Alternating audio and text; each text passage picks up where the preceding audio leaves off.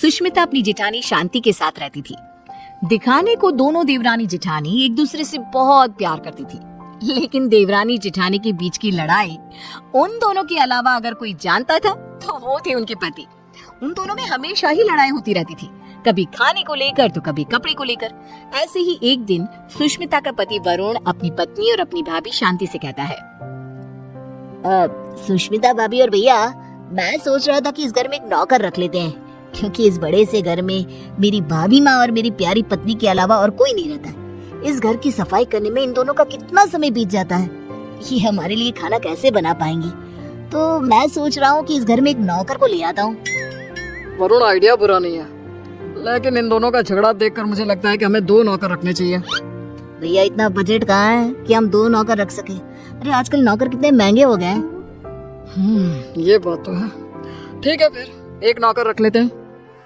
हाँ, इस घर में नौकर ले आओ, लेकिन 1 नहीं 2, क्योंकि जो नौकर मेरा काम करेगा, मैं नहीं चाहती कि वही नौकर मेरी जेठानी का भी नौकर बनकर रहे। हाँ, मैं भी नहीं चाहती कि मेरा नौकर तेरा काम करे। हाँ, तो कह दीजिए ना जेठ जी को कि आपके लिए भी नौकर ले आए वो। हाँ, मेरा पति मेरे लिए नौकर तो ले ही आएगा ना, क्यों नहीं लाएगा। इस तरह दोनों के बीच एक बार फिर से झगड़ा हो जाता है। ये देख वरुण और विक्रम उन दोनों की लड़ाई में ना पड़ते हुए अपने अपने काम पर निकल जाते हैं और काम पर जाते जाते दोनों भाई आपस में एक दूसरे से बात करते हैं। भैया, अगर यही हाल रहा तो हम लोगों को कभी भी खाना समय पर नहीं मिलने वाला। हाँ, तुम सही कह रहे हो वरुण, इसलिए आज शाम को ही हमें एक नौकर का बंदोबस्त करना होगा। इस तरह विक्रम और वरुण अपने काम पर चले जाते हैं, तो वहीं दूसरी तरफ सुष्मिता और शांति की बहस होती रहती है। वो दोनों अपनी बहस में इतनी मगन हो जाती है कि उन दोनों को पता ही नहीं चलता कि कब समय बीत चुका है। ऐसे ही शाम हो जाती है और शाम के वक्त जब डोरबेल बजती है, सुष्मिता दरवाजा खोलती है। उसके सामने वरुण और विक्रम के साथ एक नौकर दिखता है। उस नौकर को देखकर सुष्मिता वरुण से कहती है, अरे वाह वरुण जी, आप तो आज सुबह नौकर की बात कर रहे थे और देखो शाम को आप नौकर भी ले आए अपने साथ। पति हो तो ऐसा, वरना ना हो। सुष्मिता की बातें सुनकर शांति का गुस्सा 7वें आसमान पर पहुंच जाता है, जिसके बाद वो अपने पति के ऊपर चिल्लाते हुए कहती है, अजी आप क्यों नहीं लेकर आए? आपको दिखाई नहीं देता मैं कितनी थक जाती हूँ?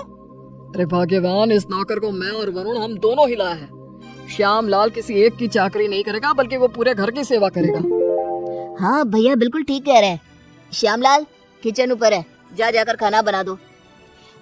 ठीक है साहब। श्यामलाल किचन में जा ही रहा था कि तभी शांति उसे रोकते हुए कहती है, अरे श्यामलाल, पहले तुम मेरा और विक्रम जी का खाना बना देना। इन दोनों को क्या है, इन दोनों का आराम से बनाते रहना, क्योंकि ये लेट नाइट्स होते हैं।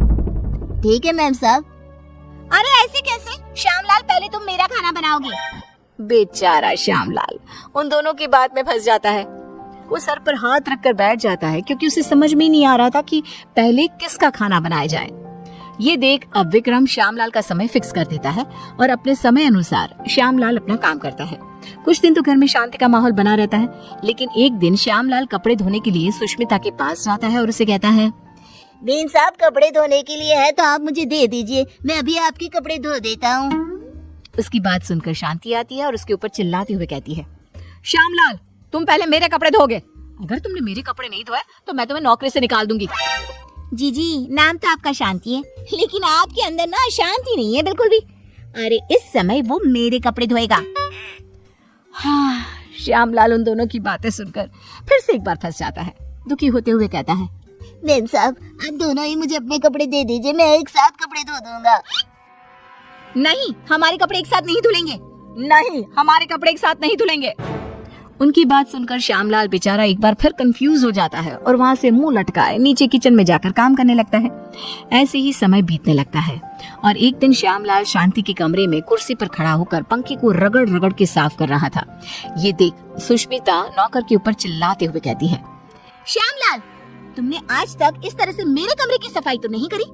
अरे ऐसी कौन सी मेहरबानी करी है जेठानी जी, जो तुम उनके कमरे की इतने अच्छे से सफाई कर रहे हो।